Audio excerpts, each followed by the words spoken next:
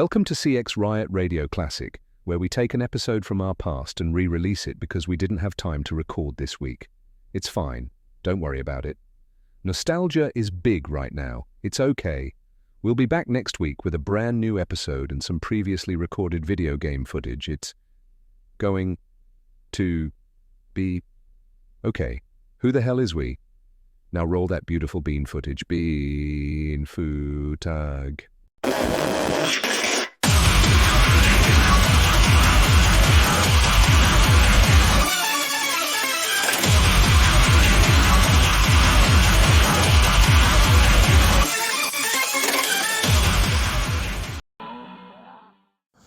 Hey, welcome back to another episode of Caffeinated CX, where we talk about CX and stuff, all in a hyper-caffeinated state.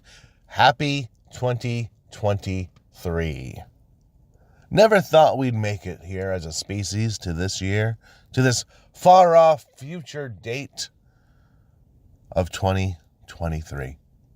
But here we are, proving that humankind are survivors.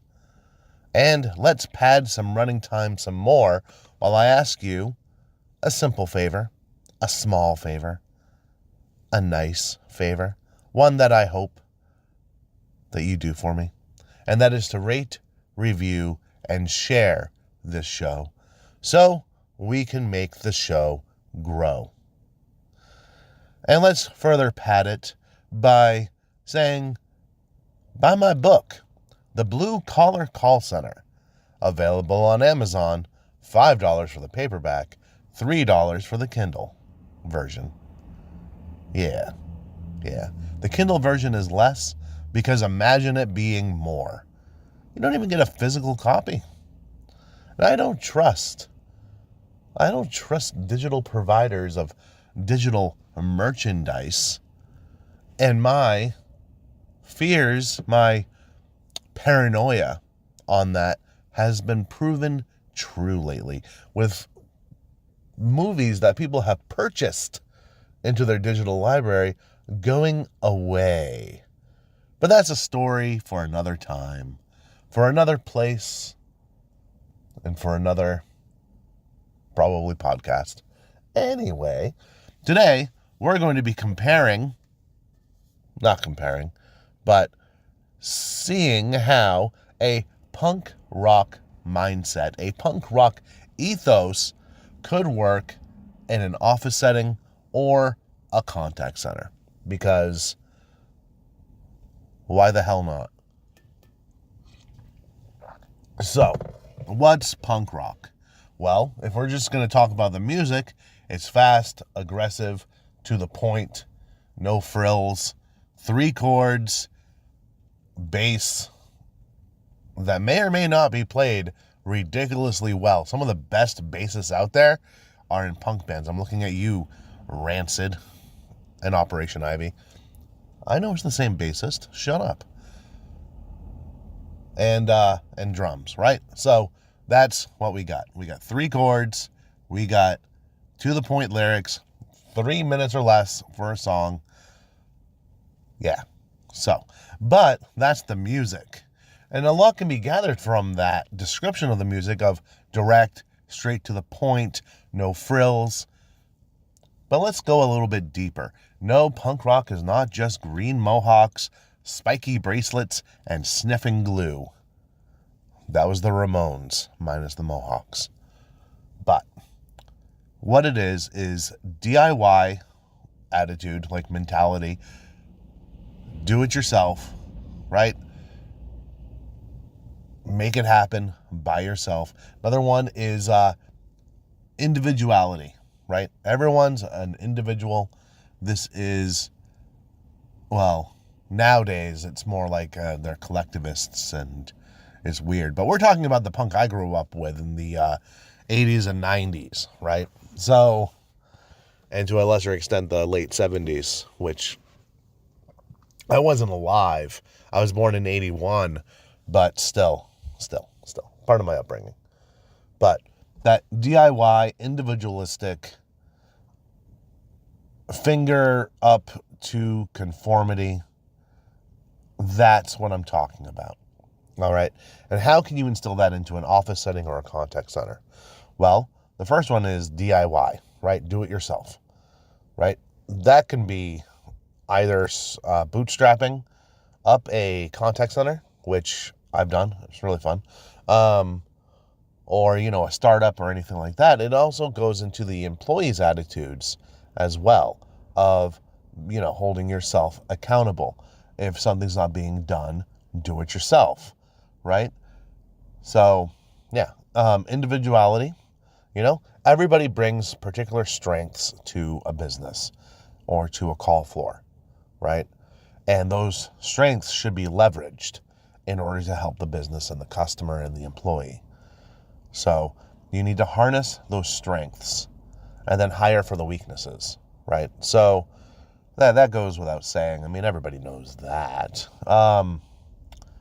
So conformity. Do you want your company to be like everybody else? Do you want to get washed away in a sea of average? And you know what another word for average is, boys and girls, squirrels and lemurs, ghosts and ghouls? Well, another word for average is simply mediocre. And do you want to be mediocre? Do you want to be average? No. No, you don't. You want to stand out from the pack. You want to stand above them. You want to use this as your competitive advantage.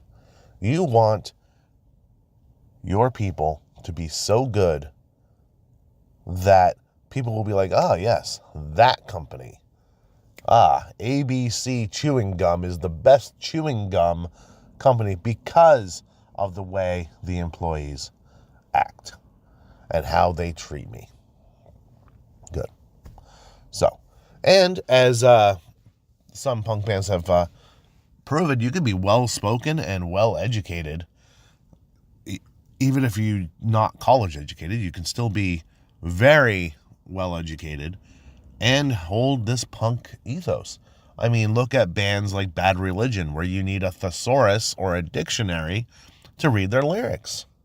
At least I do.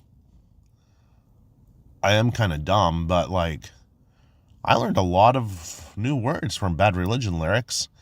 Dead Kennedys, right? Descendants.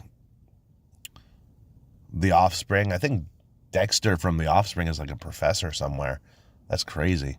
Well, so is the guy from Bad Religion too. He teaches at UCLA or something, which is weird. But you can be well spoken, you can be well educated, and still hold on to this punk ethos, the DIY ethos, the individuality, the nonconformity, and still get the job done.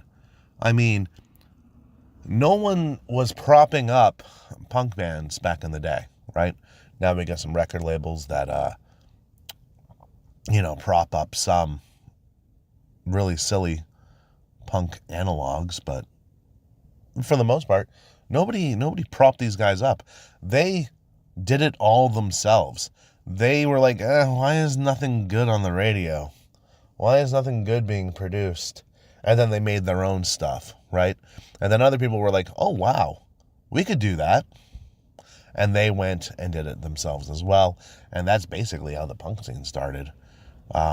People were just tired of everything else that was on the radio and, that was there. And they took elements of this and elements of that. And, oh, look at Iggy Pop and et cetera, et cetera, et cetera.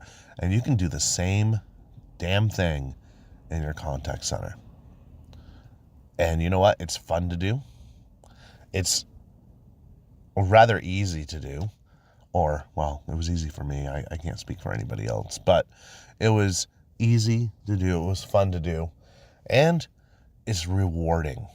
It's rewarding to see something that you basically brought up from the ground up to fruition, into a monster, into a monster in a good way, by the way, not like a scary Lovecraftian eldritch from beyond the stars beast, but a monster truck.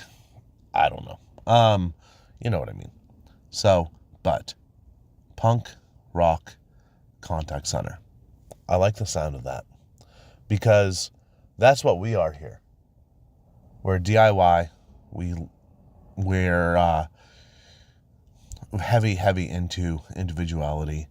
We're nonconformists. We don't want to be like the other trades call centers, right? Where they're filled with nothing but order takers and robots. And you should see some of the training they have for like trades call centers.